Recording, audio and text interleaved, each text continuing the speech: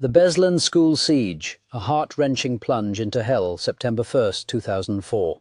A sunlit morning in Beslan, a sleepy town in Russia's North Ossetia. School number 1 buzzes with the chaos of the first day back. Children in crisp uniforms, parents snapping photos, flowers for teachers. Then at 9:11 a.m. the laughter stops. Gunfire cracks like thunder. Masked figures, shadows of death, swarm the courtyard, herding over 100 souls, children, parents, teachers, into a gymnasium rigged with bombs. Who are these cold-eyed invaders? Why target a school, the heart of innocence? And how will this small town survive a nightmare that will scar the world? Step into the shadows, detective, as we unravel the Beslan School Siege, a gut-wrenching descent into terror, heroism and tragedy that still haunts the soul. Act 1. The Day of Knowledge turns deadly. It's the Day of Knowledge, Russia's traditional school opening, and Beslan's school number 1 is alive with celebration.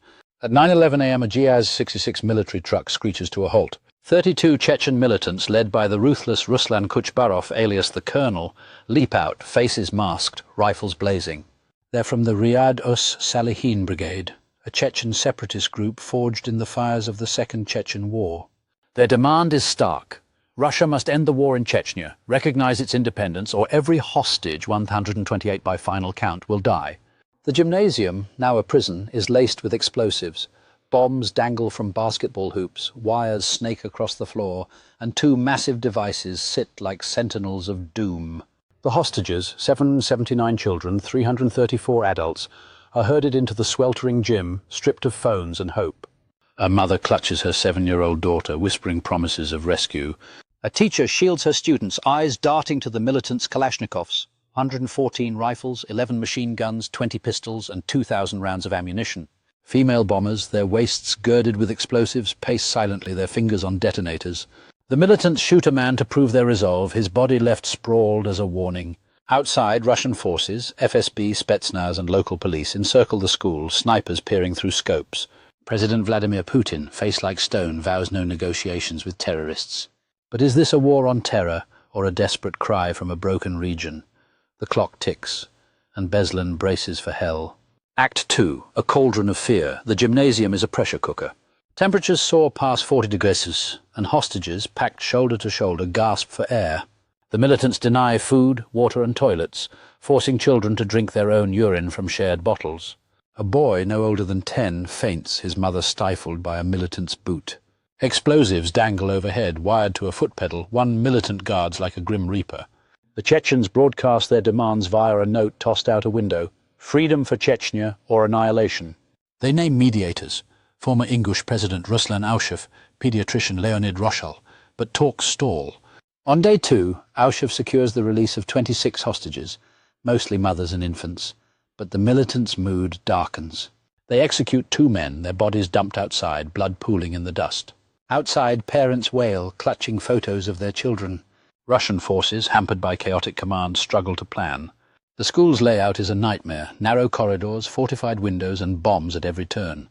A local man, his son inside, begs soldiers to act, but the FSB hesitates. Rumours swirl of a mysterious third force manipulating the crisis: Chechen warlords, Russian hardliners, or something darker. A survivor later recalls a militant's chilling words: "We came to die, and we're taking you with us." The air thickens with dread as explosions rock the gym roof, a grim prelude to the storm. Act 3. The Bloody Inferno.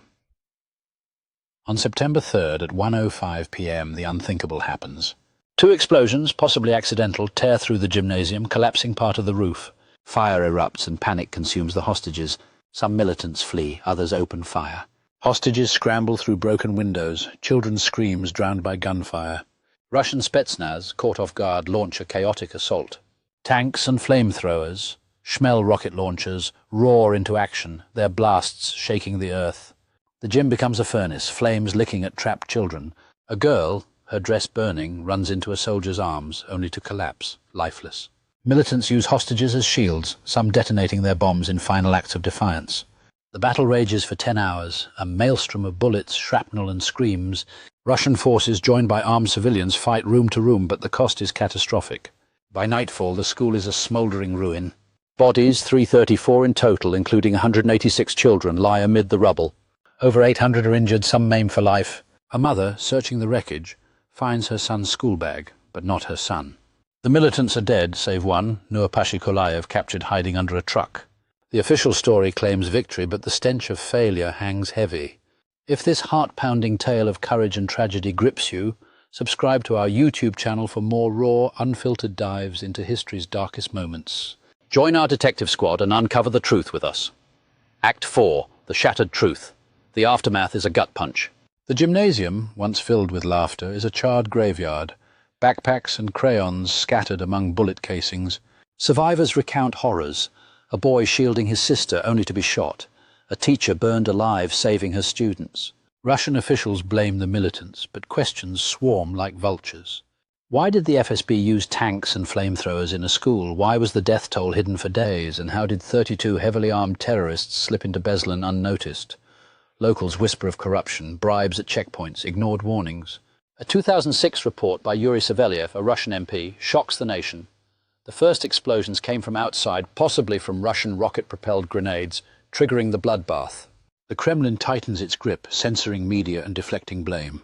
Shamil Basayev, the Chechen warlord behind the attack, claims responsibility, calling it vengeance for Russia's brutality in Chechnya, yet his letter hints at deeper motives lost in the fog of war. Kulaev, the sole surviving militant, is sentenced to life, but no Russian official faces accountability. The mothers of Beslan, a group of grieving parents, demand answers. Their protests met with silence or arrests. The European Court of Human Rights later rules, Russia failed to protect its citizens, but justice remains elusive. Epilogue. The Ghosts of School Number 1. The Beslan school siege is a wound that won't heal. Was it a terrorist atrocity, a Russian blunder, or a tragic collision of both? What secrets lie buried in the rubble? Government failures, hidden deals, or truths too dark to face? School Number 1, rebuilt but never the same, stands as a monument to 186 children and the innocence stolen from a town.